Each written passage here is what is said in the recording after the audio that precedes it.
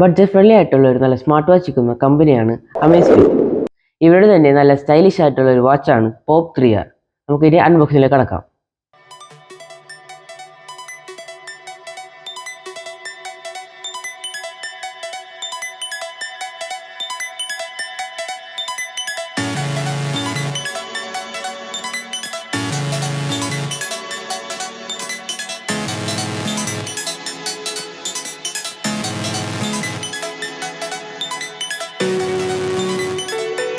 ഇതാണ് അതിൻ്റെ ബോക്സ്. സ്പോർട്സിന് വേണ്ടിയിട്ടുള്ള ആൾക്കാർക്കാണ് കൂടുതലും ഇറക്കിയുള്ളതെന്ന് തോന്നുന്നു. അപ്പ് യുവർ ഗെയിം എന്നാണ് അവർ ടാഗ് ഒക്കെ തന്നത്. ഈ ബോക്സിൽ കൊടുത്ത കാര്യങ്ങളൊന്ന് ചെക്ക് ചെയ്യാം.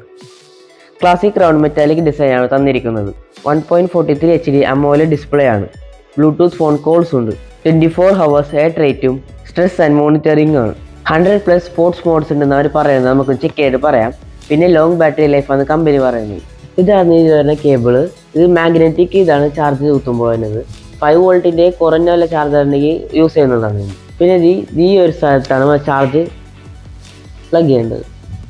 ഏകദേശം ഫുൾ ചാർജ് ആയിക്കഴിഞ്ഞാൽ തന്നെ നമുക്ക് 12 ദിവസം യൂസ് ചെയ്യാവുന്നതാണ്. ജസ്റ്റ് ഒന്ന് ഓപ്പൺ ചെയ്യാം നമുക്കിത്.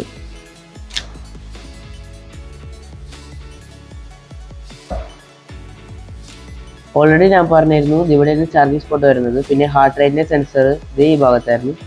ഇതിലിപ്പോൾ തന്നിരിക്കുന്നത് റബ്ബറിൻ്റെ സ്ട്രാപ്പാണ്. നമുക്ക് തന്നെ ഈ മെറ്റാലിക്കിൻ്റെ സ്ട്രാപ്പ് ഉപയോഗിക്കാൻ കുറച്ചുകൂടി ലുക്ക് ഉണ്ടാവും. നമുക്ക് വാച്ച് ഒന്ന് ഓണാക്കി നോക്കാം. ഇപ്പോൾ നിങ്ങൾ കണ്ട QR കോഡ് നിങ്ങൾ മൊബൈലിൽ സ്കാൻ ചെയ്യുകയാണെങ്കിൽ നിങ്ങൾക്ക് ഇതിൻ്റെ ZEP എന്നുള്ളൊരു ആപ്പ് കിട്ടും. ഈ ആപ്പ് ഉപയോഗിച്ചിട്ടാണ് വാച്ചിൻ്റെ കൂടുതൽ കാര്യങ്ങൾ യൂസ് ചെയ്യാൻ പറ്റുന്നത്. ഇതാണ് ലുക്ക് ആൻഡ് ഫീൽ വരുന്നത്. നമുക്ക് ഇതിൽ ലെഫ്റ്റിലോട്ടും റൈറ്റിലോട്ടും സ്വൈപ്പ് ചെയ്യുന്നതാണ്. ലെഫ്റ്റിലോട്ട് ഫസ്റ്റ് സ്വൈപ്പ് ചെയ്യുമ്പോൾ നിങ്ങളെ സ്റ്റെപ്പ് നടന്നു, എത്ര കാലറീസ് ബേൺ ചെയ്തു എന്നുള്ളതൊക്കെയാണ്.